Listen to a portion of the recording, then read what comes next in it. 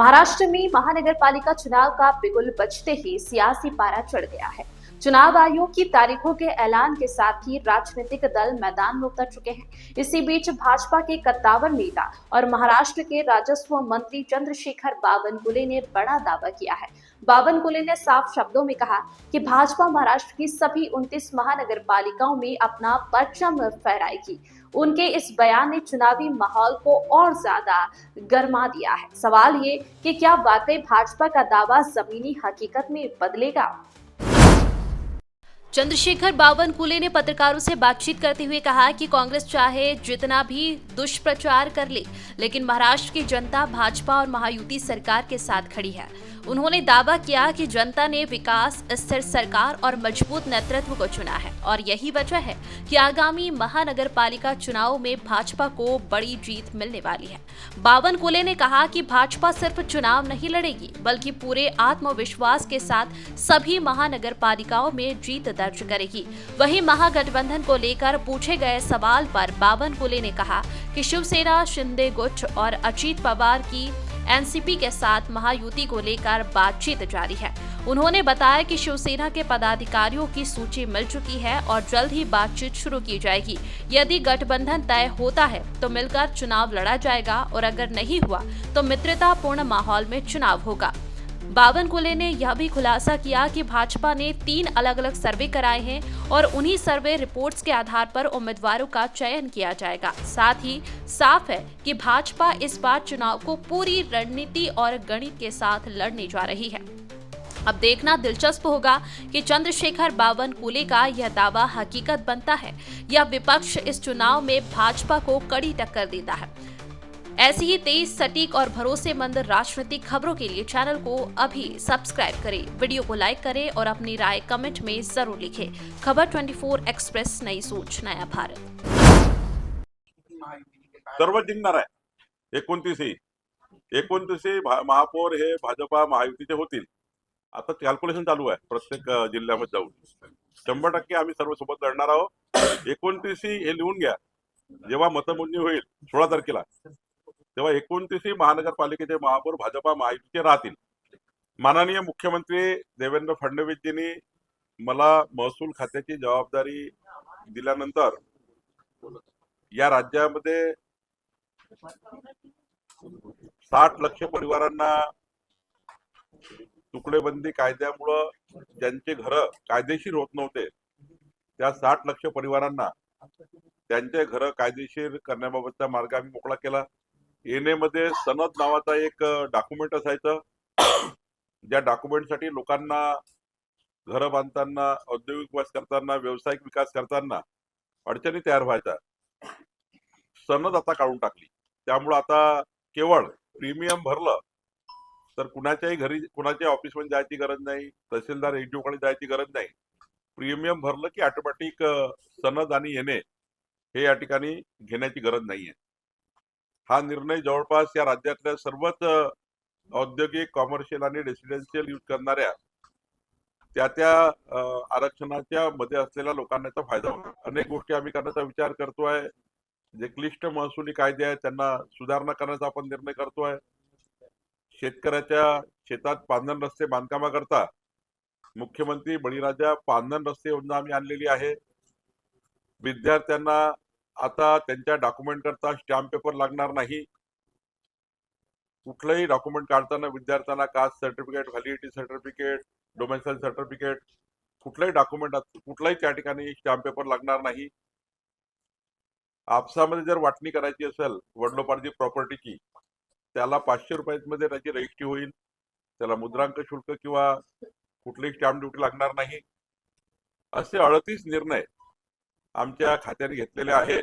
Bharatiya Janata party आणि शिवसेना महायुती आहे। काही ठिकाणी राज्यामध्ये वेगवेगळ्या पद्धतीने महायुती ऑपरेट होत आहे, पण भाजपा शिवसेनेचे एकमत झालं आहे। पुणे, पिंपरी चिंचवड, नाशिक अनेक ठिकाणी भाजपा शिवसेनेची बोलणी सुरू झाली आहे। आता भाजपा शिवसेनेची बोलणी झाल्यानंतर मग इतर 13 मित्र पक्ष आहे त्याच्याही चर्चा आम्ही करणार आहोत। आमच्याकडे युवा स्वाभिमान हा मागच्या 15 वर्षापासून आमच्या महायुतीचा भाग आहे। रवी राणा हे युवा स्वाभिमान पक्षाचे जे अध्यक्ष आहे, त्यांनी अनेक निवडणुकीमध्ये भाजपाला पाठिंबा दिला. मागच्या 15 वर्षापासून रवी राणा भाजपचे मित्र पक्षामध्ये आहे. त्यामुळं महायुतीचा प्रस्ताव आमच्या समोर जो आहे तो आज शिवसेनेचा आहे, युवा स्वाभिमानचा आहे. राष्ट्रवादीकडनं अजून प्रस्ताव आला नाही आहे. पण निश्चितपणे आम्ही महायुतीमध्ये जाणार आहोत. अमरावतीमध्ये महायुतीच त्या ठिकाणी लढणार आहे. नागपूर असो की मुंबई असो, भाजपा जरी मजबूत राहिली तरी शिवसेना हा त्या ठिकाणी पहिल्यापासून मागच्या 30 वर्षापासून नैसर्गिक मित्र पद्धतीने आमच्यासोबत काम करतायत. त्यामुळं जिथे शिवसेना मजबूत आहे तिथे भाजपाला, आणि जिथे भाजपा मजबूत आहे तिथे शिवसेनेला. जर युती करण्याचा निर्णय झाला आहे राज्य स्तरावर, आणि हा निर्णय वरिष्ठ स्तरावर घेण्यात आला आहे, त्यामुळे मला वाटतं आता किंतु परंतु ठेवण्याची गरज नाही. मला असं वाटतं की त्यांचा पक्ष त्यांनी कसा चालवायचा, त्यांनी निवडणूक कशी जिंकायची, निवडणुकीमध्ये यश पराजय जे काही होईल ते होईल, पण निवडणुकीच्याच तत्वावर जिंका लागतं किंवा निवडणूक लढावी लागतं. त्यामुळे त्यांना त्यांच्या पक्षाचा पूर्ण अधिकार आहे. त्यांचा निवडणूक कशी लढावी त्यांनी त्यांचा पूर्ण निर्णय घ्यायचे आहे. त्यामुळे त्यांनी काय केलं यावर मी बोलण्यापेक्षा आमची तयारी काय आहे, तर आमची तयारी ही आहे की 51% मतं घेऊन 2/3 बहुमताने जिंकायचं आहे.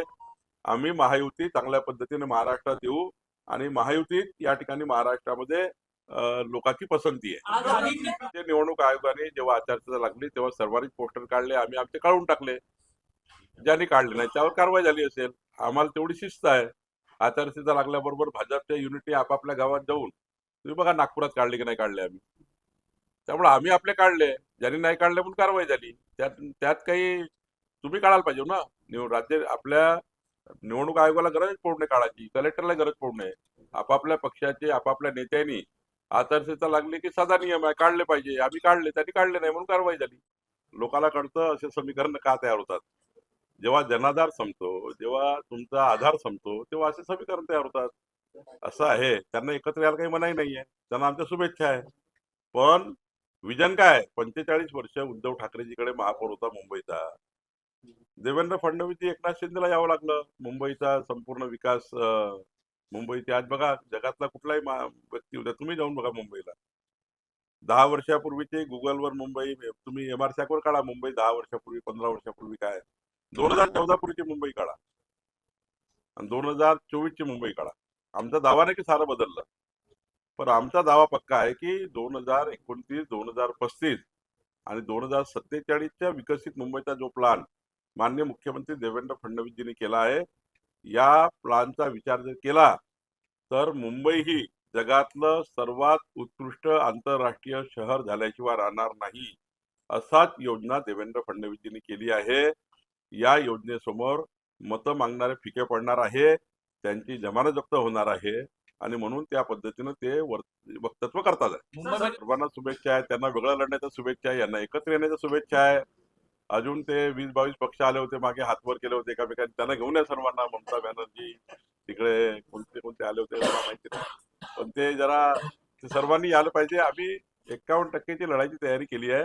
51% मतं आम्हाला मिळतील. शिंदे साहेबांसोबत युती तुमची झालेली आहे, मात्र जागा वाटपाचा काही फॉर्म्युला ठरलेला आहे का? जागा वाटप योग्य ठिकाणी चालू आहे. जेव्हा तुम्हाला जागा वाटपाचा फॉर्म्युला समोर येईल तेव्हा तुम्हाला आनंद होईल. सर्वच जिंकणार आहे. 29 महापौर हे भाजपा महायुतीचे होतील. आता कॅल्क्युलेशन चालू आहे प्रत्येक जिल्ह्यामध्ये जाऊन. 100% आम्ही सर्व सोबत लढणार आहोत. 29 हे लिहून घ्या. जेव्हा मतमोजणी होईल 16 तारखेला, तेव्हा 29 महानगरपालिकेचे महापौर भाजपा महायुतीचे राहतील.